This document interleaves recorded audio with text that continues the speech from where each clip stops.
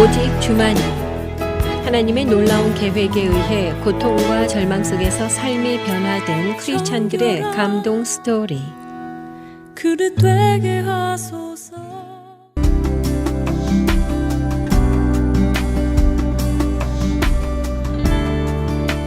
안녕하세요. 춘천한마음교회 박은영입니다. 저는 이제껏 저에게 만족을 주는 것을 쫓아 살았었는데요. 그 어느 것에도 만족하지 못하고 다트처럼 이것저것 꽂히는 대로 살다가 예수님께 제대로 꽂히면서 더 이상 방황하지 않고 만족하며 기쁘게 살게 된 간증을 나누려고 합니다. 학창시절부터 순정 만화와 하이틴 로맨스 소설에 푹 빠져있던 저는 연애에 대한 기대가 무척이나 컸어요.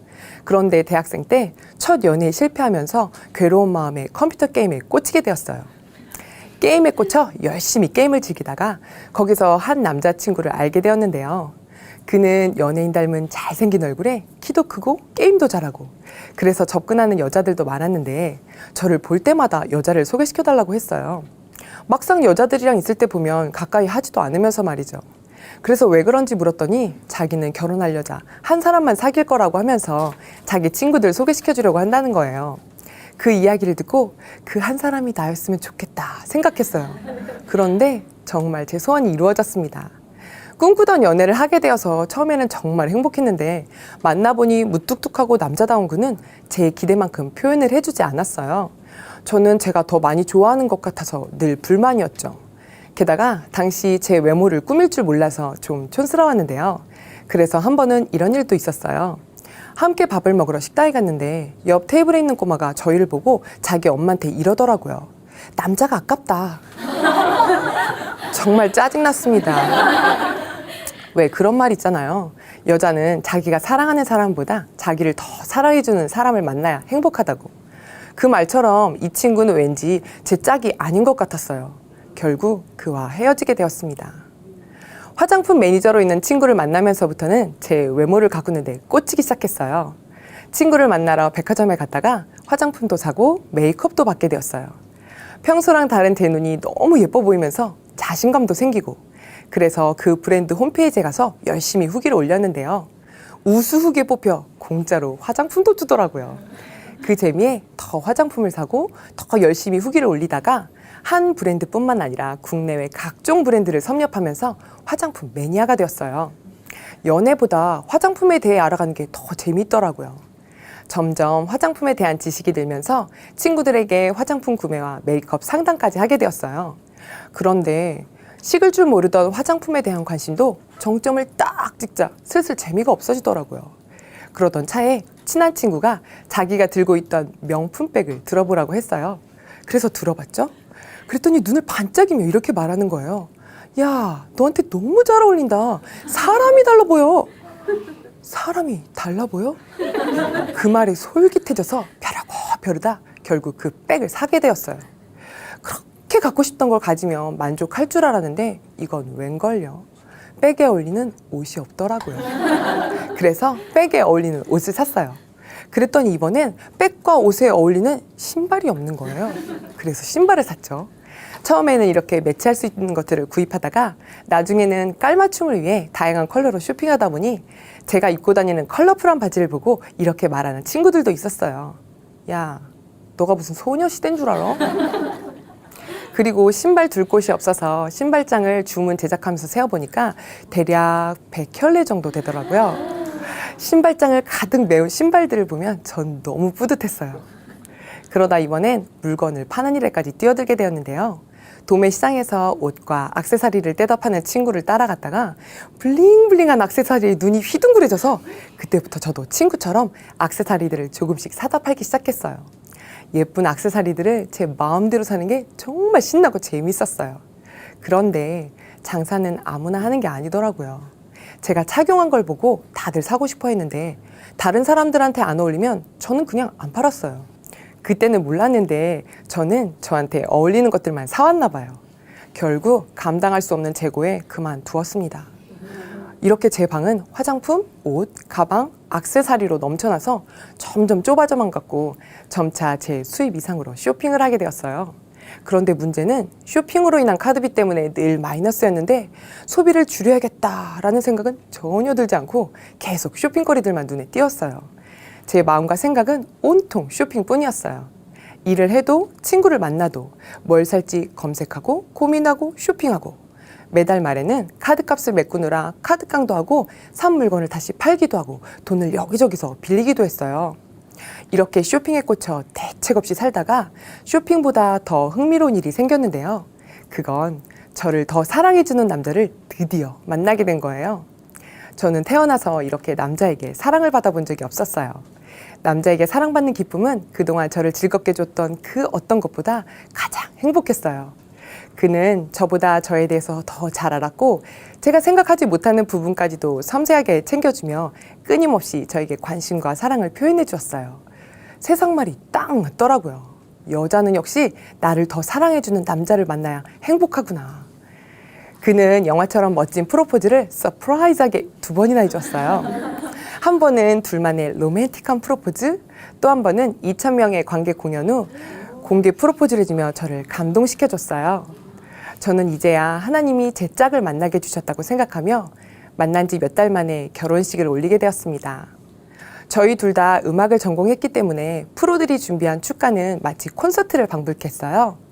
40명의 전문 합창단, 인기 남성 중창팀, 유럽에서 활동하고 있는 오페라 주역 가수, 그리고 신랑의 깜짝 청혼가까지.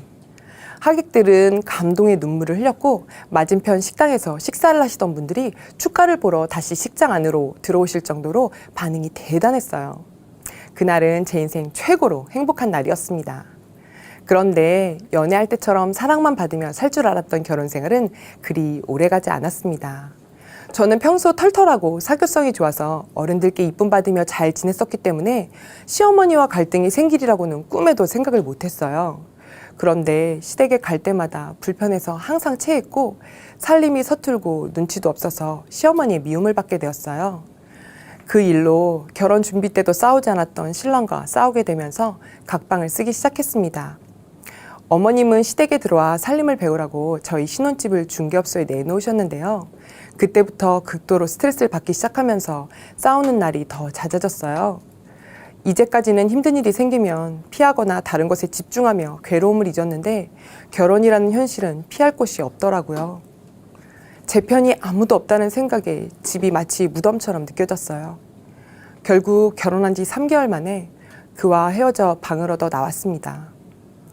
그 집만 벗어나면 괜찮을 줄 알았는데 현실은 또 그렇지 않더라고요. 떠들썩하게 결혼했는데 금세 헤어졌다는 게 창피해서 제 상황을 숨기고 아무렇지 않은 척 생활했어요. 그런데 가면 갈수록 제 마음은 썩어 문드러지고 사람들 만나는 것도 싫고 만사가 다 귀찮았어요. 너무 힘들어서 예전에 밤새 즐기던 게임도 해보고 쇼핑도 하고 드라마도 보았지만 상황은 달라진 것이 없기에 제 마음은 여전히 힘들었어요. 결국 하나님을 찾기 시작했습니다. 그러던 어느 날 혼자 찬송가를 부르기 시작했는데요. 찬송가 하나가 저에게 실제가 되었어요. 주 예수 대문 밖에 기다려 섰으나 단단히 잠가두니 못 들어오시네. 세상으로 가득 차 있던 제 마음에는 예수님을 모실 곳이 없었어요. 오히려 못 들어오시게 단단히 잠가두었더라고요. 그런데도 예수님은 절 위에 못 박히신 손으로 제 마음 문을 간곡하게 두드리고 계셨어요. 그 사랑 앞에 한없이 회개의 눈물만 나왔습니다. 그런데 문제는 그 다음이었어요. 눈에 보이는 문이라면 당장 열어드리면 되는데 마음의 문은 보이지 않으니 어떻게 열어야 할지 모르겠더라고요. 1시간 동안 통곡하며 회개했지만 제 마음 문이 열렸다는 확신은 들지 않았습니다. 그러다 추석 연휴가 되었는데 가족들 뵐 면목도 없고 우울한 마음에 혼자 방에 있었어요. 지푸라기라도 잡고 싶은 심정으로 성경을 펴지는 대로 읽기 시작했는데요. 어떤 말씀도 저에게 실제가 되지 않았어요. 두려워하지 말라고 하시는데 두려웠고 염려하지 말라고 하시는데 염려가 되었어요. 그때 마침 평소 신뢰하던 직장 동생에게서 연락이 왔는데요. 그 동생은 늘 새벽 기도를 하고 성경을 가지고 다니며 기쁘게 복음도 전하고 늘 말씀을 기준으로 살았어요. 그런 동생에게 힘들 때마다 기도 요청도 하고 많이 의지했었거든요. 제가 헤어진 걸 알고 있었기에 어떻게 지냈는지 묻더라고요. 그래서 말씀을 붙들고는 있는데 하나님의 뜻을 잘 모르겠다고 했더니 요한복음을 묵상해 보라고 권해주었어요. 그래서 요한복음을 읽기 시작했는데요. 1장에 제 마음과 시선이 확 꽂히는 한 구절이 보였어요. 본래 하나님을 본 사람이 없으되 아버지 품속에 있는 독생하신 하나님이 나타내셨느니라. 그동안 보이지 않아서 추상적이고 멀게만 느껴지던 하나님이 나타내셨다고 하니까 난생처럼 가깝게 느껴졌어요. 독생하신 하나님? 예수님이 하시는 말씀에 집중했는데 그때부터 성경이 생생하게 보이기 시작했어요. 한 장도 못 읽었던 요한복음을 순식간에 다 읽고 내친김에 신약을 처음부터 읽기 시작했는데요. 한 가지 공통점이 보이더라고요. 모든 신약의 첫 장, 첫 구절이 예수님을 예언된 하나님 혹은 주인으로 고백하며 이야기가 시작되었어요. 이걸 보는데 제 마음에 뭔가가 선명해졌습니다. 분명 예수님의 죽음 앞에서 다 도망갔던 제자들이 이렇게 기록했다는 건 예수님이 성경대로 진짜 부활하셨기 때문이구나. 예수님이 부활하신 후에 제자들이 이것을 기록했구나. 교회에서 그렇게도 많이 들었던 고린도전서 15장에 성경대로 예수님이 죽으시고 부활하셨다는 말씀이 떠오르면서 사도 바울이 전한 그 부활의 증거로 저는 단번에 예수님께 꽂히게 되었습니다. 그리고 곧바로 사람들을 만나러 나갔어요. 저는 하나에 꽂히면 주변 사람들에게도 꼭 전했었거든요. 하물며 예수님의 부활, 이 놀라운 사실을 전하지 않을 수가 없었어요. 저도 모르게 뜨겁게 전했는데 다들 어리둥절해 하더라고요. 왜냐하면 제가 이제껏 교회를 다녔어도 예수님의 예자도 꺼낸 적이 없었거든요. 이런 제 모습에 주변 사람들뿐만 아니라 저도 놀라웠어요. 그러다 놀란 정도가 아니라 제 인생이 송두리째 뒤집어지는 일이 있었는데요. 그날은 토요일이었어요.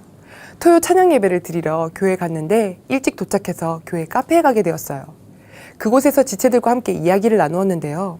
한 언니가 하신 말씀이 귀에 쏙 들어왔어요. 성경에 예수님이 부활하신 이유가 기록되어 있다는 거예요. 저는 그런 말씀을 본 적이 없었기에 속으로 설마 했는데 성경을 찾아서 보여주시더라고요. 순간 영화의 한 장면처럼 모든 것이 멈춰진 것 같았어요. 이를 위하여 그리스도께서 죽었다가 다시 살으셨으니 곧 죽은 자와 산 자의 주가 되려 하심이니라. 예수님께서 죽었다가 다시 살아나신 이유가 죽은 자와 산 자, 그러니까 모든 사람의 주인이 되어주시기 위해서였구나. 예수님을 믿는다는 것은 주인으로 믿는 것이구나. 저는 모태 신앙이니까, 교회에 다니고 있으니까, 눈물을 흘리며 찬양한 적도 있으니까 예수님 믿고 있는 줄 알았어요. 그런데 이제껏 예수님을 제 마음의 주인으로 믿은 적은 단 한 번도 없었어요. 예수님이 왜 제 마음 문 밖에 계셨는지 이제 알겠더라고요. 부활하신 예수님을 믿지 않았기 때문이었어요. 제 마음 문을 어떻게 열어드려야 할지 몰랐는데 그것은 바로 회개였습니다. 부활로 예수님이 살아계신 나의 주, 나의 하나님이시라는 것이 확실하니까 이분을 믿지 않는 것이 죄라는 것도 확실해지더라고요. 그날 독생자를 보내주신 하나님 아버지께 예수님을 믿지 않았던 죄를 회개하고 예수님을 제 마음의 주인, 제 인생의 주인으로 영접하게 되었습니다. 아멘. 제 마음의 주인이 바뀌고 상황은 달라진 것이 하나도 없는데 제 생각은 달라졌더라고요. 얼마 후에 교회 지체 결혼식이 집 근처에서 있었는데요. 그동안은 저와 개인적인 친분이 없으면 가지 않았었는데 그날은 교회 언니가 꼭 함께 가자고 해서 따라 나섰어요. 기쁨의 애식을 보고 집으로 돌아왔는데요. 계속 그날 결혼식이 생각나더라고요. 제가 결혼식을 많이 다녀봤는데 이 결혼식은 뭔가 좀 달랐거든요. 예정되어 있던 축가가 끝나고 예정에 없던 축가가 이어졌는데요. 즉석에서 한 형제님의 인도에 따라 하객들 모두 다 함께 찬양을 불렀어요. 이 모습은 평소 토요일마다 드리는 토요 찬양 집회 같았어요. 단지 장소가 예식장이었고 찬양하는 가운데 결혼하는 부부가 서 있었을 뿐이었죠. 그때 문득 예수님을 주인으로 믿는 이 가정이 정말 멋진 교회구나라는 생각이 들더라고요. 그리고 오직 주와 복음을 위해 살아갈 그들을 보며 제가 어떻게 살아왔는지도 깨닫게 되었습니다. 나는 여지껏 부활하신 예수님을 믿지 않았기에 보이는 것이 전부였구나. 영원한 생명이신 예수님, 이분을 위해 사는 것만이 영원한 것이구나. 그동안 살아왔던 예수님 없던 내 인생은 그저 나를 위한 쇼, 언젠가 끝나버릴 쇼에 불과했구나. 그러나 순간을 위해 살았던 저를 위한 쇼는 끝났고 예수님과 동행하며 영원한 것을 위해 사는 삶이 시작되었습니다. 그렇게 시작된 예수님과의 동행은 정말 하루하루가 신났어요. 제 마음을 이야기하고 싶어서 기도했고 그분의 생각을 알고 싶어서 말씀을 보았고 지체들과 함께 예수님의 말씀을 나누며 기쁨과 풍성함을 누렸고 그리고 입술의 고백이었던 찬양이 제 마음의 고백이 되었어요. 또한 영혼에 대한 사랑으로 택시 아저씨, 구두방 아저씨, 처음 만나는 사람들에게도 복음을 전하고 상황과 관계없이 전하기도 했어요. 몇 년 전 연평도 포격 사건으로 나라가 떠들썩했는데요. 그날 한 치 앞도 안 보일 정도로 폭우가 쏟아져 내렸어요. 예전 같으면 약속했던 친구들 만나는 것을 포기하고 집으로 돌아갔을 텐데요. 기도하며 가서 복음을 전했는데 그날 모인 친구들 모두 회개하고 예수님을 주인으로 영접했습니다. 그동안은 음악을 전공했기 때문에 찬양하는 것만이 저의 사명이라고 생각했었는데 이제는 찬양뿐만 아니라 복음을 전하며 사람도 양육하게 되었어요. 3년 전 교회 언니의 권유로 주일학교 유년부 교사가 되었는데요. 어느 날 한 아이가 왔어요. 그 아이는 처음 와본 교회가 낯설어서인지 예배 시간 내내 잔뜩 인상을 찌푸리고 있었어요. 예배 후에 아이에게 복음을 전했는데요. 회개하고 예수님을 주인으로 영접하더니 곧바로 아이의 얼굴이 환하게 펴졌어요. 아이의 밝은 얼굴을 보니까 너무 기쁘더라고요. 그런데 사실 이 아이가 꾸준히 나오리라고 기대는 안 했어요. 왜냐하면 아이의 부모님이 교회 다니시지 않았거든요. 그런데 감사하게도 교회분이 집과 반대 방향이었던 아이를 데려오고 데려다 주시면서 계속 교회에 출석하게 되었습니다. 여름 성경학교 때는 1박 2일 동안 저와 함께 했는데요. 아이의 부모님이 걱정하실 것 같아서 틈나는 대로 사진을 보내드렸는데 아이의 밝은 모습에 아이 엄마도 기뻐하셨어요. 이 아이가 그 가정에 축복의 통로가 되기를 기도했습니다. 아이들을 양육하면서 예전에 보았던 말씀이 생각나더라고요. 당시 예수님을 알아가는 재미에 매일 성경을 보았었는데요. 하루는 요한복음을 읽다가 부활하신 예수님이 베드로에게 하신 것처럼 저에게도 물으시는 것 같았어요. 내가 나를 사랑하느냐? 나를 사랑하면 내 양을 먹이라. 저는 예수님을 너무도 사랑했지만 어떻게 해야 될지는 잘 몰랐거든요. 그런데 예수님을 사랑하는 자에게 주님의 양을 맡기신다는 것이 무슨 말인지 알게 되었습니다. 그 말은 예수님 대신에 사랑해 주라는 거였어요. 제가 주님의 사랑의 도구로 쓰임받는다는 것이 너무도 기뻤습니다. 이뿐만 아니라 예수님 한 분만으로 만족하는 삶을 살게 되었어요. 이전에는 화장품을 쓰다가 질리면 새로 나온 것을 사서 몇 년 동안 화장품 케이스 바닥을 본 적이 없었어요. 그리고 매일 다른 옷을 한 번씩만 입다 보니 옷들이 다 새 옷 같았거든요. 그런데 얼마 전에 바닥이 보이는 화장품 공백과 하도 입어서 보풀이 난 옷을 내다버리는데 그렇게 기분이 좋을 수가 없더라고요. 저랑 친한 친구는 저의 대책 없는 쇼핑이 끊어졌다며 놀라워하기도 했는데요. 생각해보니 사실 쇼핑뿐만 아니라 계속 뭔가에 꽂혀서 살아왔더라고요. 그 대상만 바뀌었을 뿐이었죠. 그렇게 이것저것 꽂히는 대로 살아봤지만 결국 잠깐의 만족뿐이었어요. 부활하신 예수님을 만나 영원한 것에 눈을 뜨게 되니 비로소 알게 되었습니다. 영원한 저의 영혼은 잠깐뿐인 이 세상의 것으로는 절대 만족할 수 없다는 것을요. 제 인생 진짜 만족은 영원히 절 사랑해 주시는 부활하신 예수님 딱 한 분만으로도 충분했습니다. 아멘. 앞으로도 예수님만을 바라보며 주님의 사랑의 도구로 기쁘게 복음을 전하며 살겠습니다. 감사합니다. 오직 주만이 이 시간은 춘천 한마음교회와 함께하는 열린 간증의 시간입니다. 신앙 간증을 다시 듣기 원하시는 분들은 방송국 전화 847-583의 영원 구원번호로 연락 주시기 바랍니다. 모양이